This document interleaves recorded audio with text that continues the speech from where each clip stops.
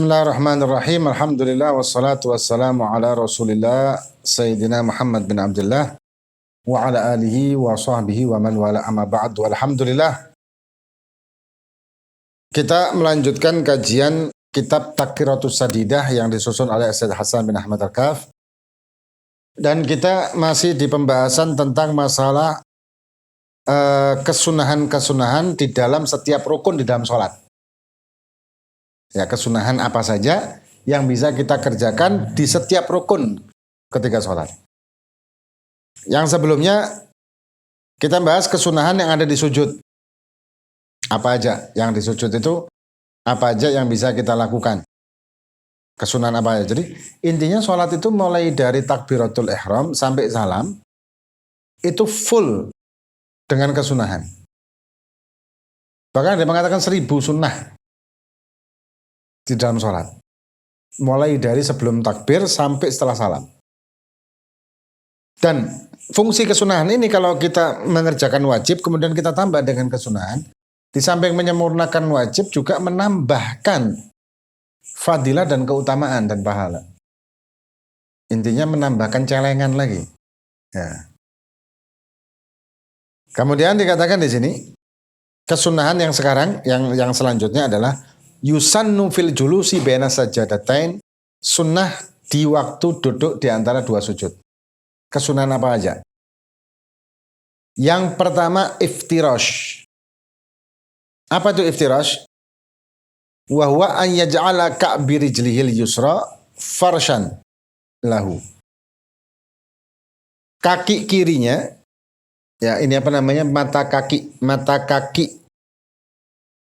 kiri itu ditekuk ke arah dalam, dan pantat kita duduk di atas mata kaki kiri. Ya, itu namanya iftirash. Dan wayansiba rijlahul yumna, dan kaki kanan diberdirikan. Jadi posisinya kaki kiri begini, kaki kanan begini. Ini namanya duduk iftirash. Kemudian wa yuwajjihu asabi'ahu lil qiblah, dan menghadapkan jari kakinya itu ke kiblat, dalam arti kakinya itu gini jarinya kalau memungkinkan. Jadi jari kaki yang kanan itu kalau memungkinkan diginikan. Ditekuk. Nah, ditekuk menghadap arahnya ke arah kiblat. Kemudian wa wad'u yadayhi ala fakhidaihi qariban min rukbatayhi, dan menaruh kedua tangannya di atas paha dan mendekati lutut. Ini kalau dicontohkan repot ya. Anggaplah ini lutut ya, ini lutut. Ini lutut, nah kan ini lutut kan. Nah, tangan ini ditaruh di sini. Jadi jari jemari ini di ujung lututnya. Di paha di ujung lutut, jari jemari ini sunahnya. Dengan menghadap kiblat. Jari jemarinya semuanya menghadap ke kiblat. Kemudian wa nashru asabi'ihima, dan bukan menggenggam tapi kayak bukan gini, bukan genggam tapi gini, menengadah atau menunjuk gitu. Kemudian wa dhammuha wa tawjihu asabi'ihima lil qiblah, yang tadi kita bahas. Jadi gini tapi mengingkup bukan melebar tapi mingkup. Ya, bukan genggam tapi gini, dan ini menghadap kiblat. Ya. Terus ini menyatu. Kemudian wa ayyatiya bidu'ail ma'thur fihi, dan juga sunnah membaca doa yang sudah diriwayatkan. Doanya adalah rabbighfirli warhamni wajburni warfa'ni warzuqni wahdini wa'afini wa'afu anni. Itu doa ketika kita duduk di antara dua sujud. Nah, kemudian duduk di antara dua sujud ini merupakan rukun qasir. Apa rukun qasir? Itu rukun pendek. Sama kayak i'tidal. Jadi i'tidal dan duduk di antara dua sujud itu rukun pendek. Yang kita tidak boleh lama melebihi seperti kita tasyahud awal. Kalau kita tasyahud awal, misalkan tasyahud awal kita sepanjang 5 menit.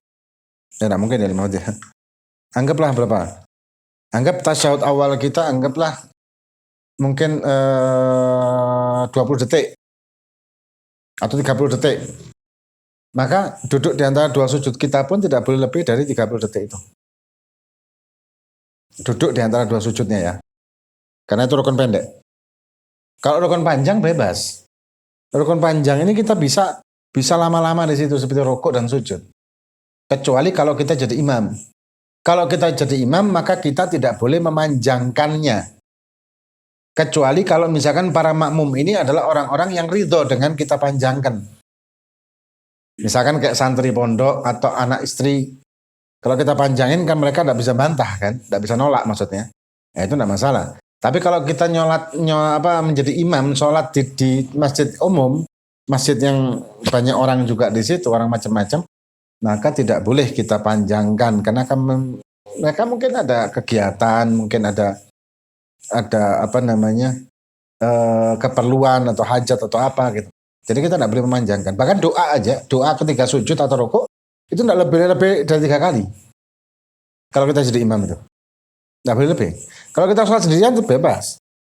Kita sholat sendirian mau berapa kali silahkan asal tidak sampai keluar waktu.